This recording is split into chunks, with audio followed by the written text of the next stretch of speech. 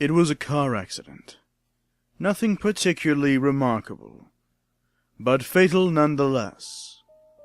You left behind a wife and 2 children. It was a painless death. The EMTs tried their best to save you, but to no avail. Your body was so utterly shattered you were better off. Trust me. And that is when you met me. What? What happened? You asked. Where am I? You died, I said, matter-of-factly. No point mincing words. There was a truck, and it was skidding. Yep, I said. I died? Yep, but don't feel bad about it. Everyone dies, I said. You looked around. There was nothingness. Just you and me.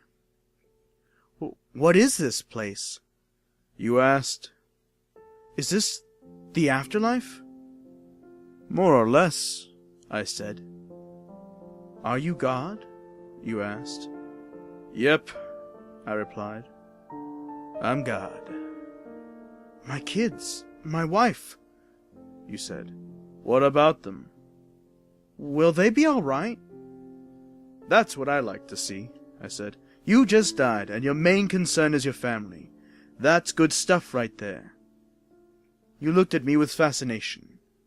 To you, I didn't look like God. I was just some man. Some vague authority figure.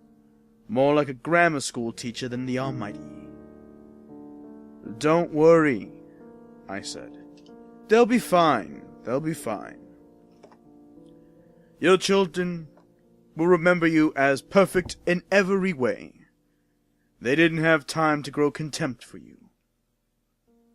Your wife will cry on the outside, but will be secretly relieved.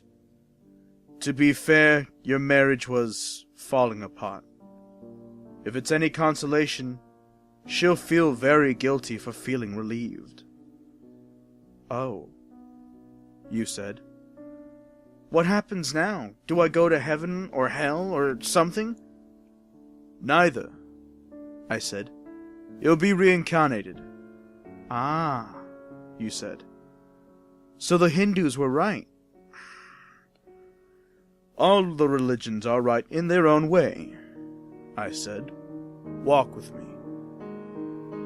You followed along as we strolled in the void. Where are we going? Nowhere in particular, I said. It's just nice to walk while we talk. So what's the point then? You asked. When I get reborn, I'll just be a blank slate, right? A baby. So all my experience and everything I do in this life won't matter. Not so, I said. You have within you all the knowledge and experience of all your past lives. You just don't remember them right now. I stopped walking and took you by the shoulders. Your soul is more magnificent, beautiful, and gigantic than you could possibly imagine. A human mind can only contain a tiny fraction of what you are. It's like sticking your finger in a glass of water to see if it's hot or cold.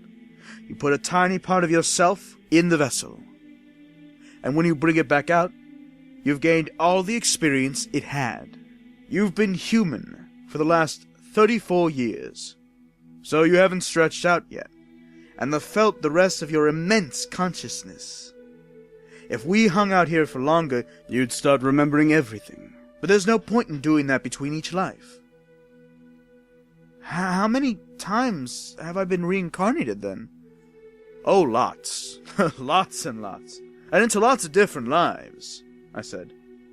This time around, you'll be a Chinese peasant girl in 540 AD.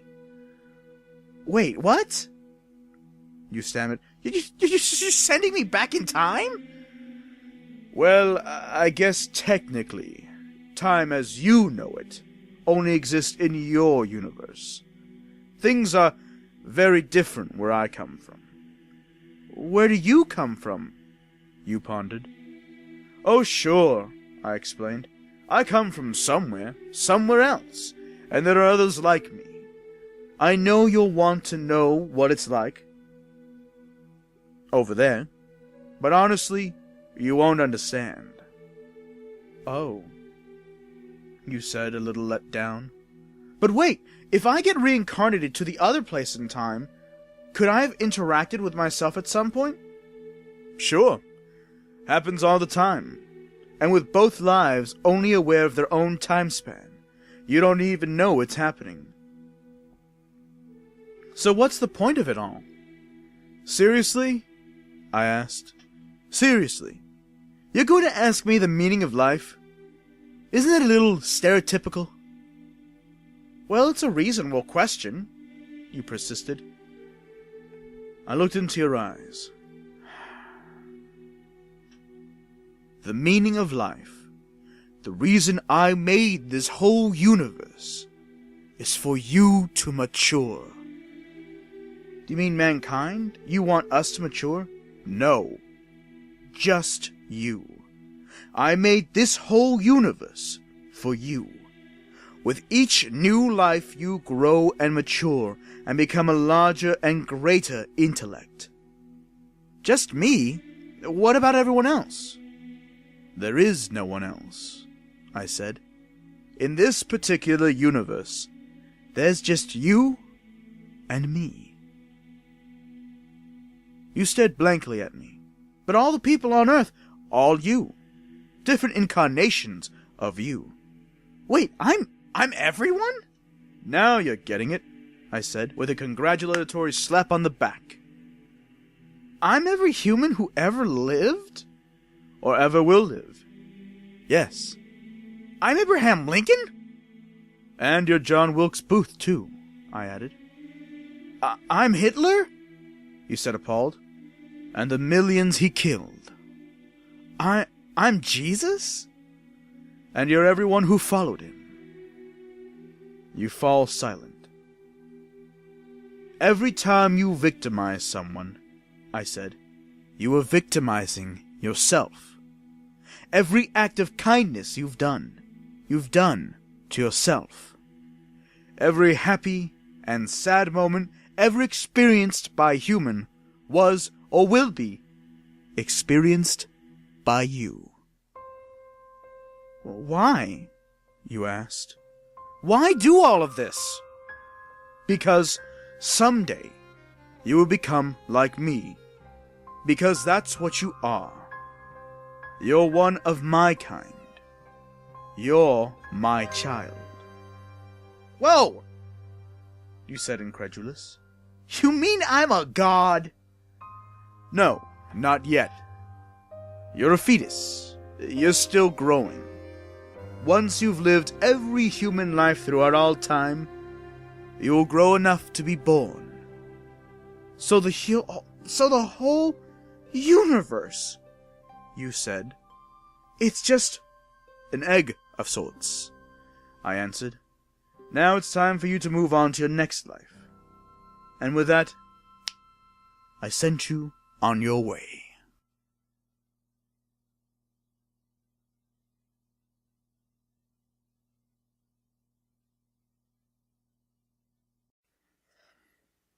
Hey, you like this video? Hit the subscribe button. You'll see plenty more like it. If you're not convinced somehow of my natural talents, go ahead and look at the other videos I have. There should be one right in the corner there, to my left. I said my left. There you go. Go ahead and click that if you want. In the meantime, sweet dreams and pleasant nightmares.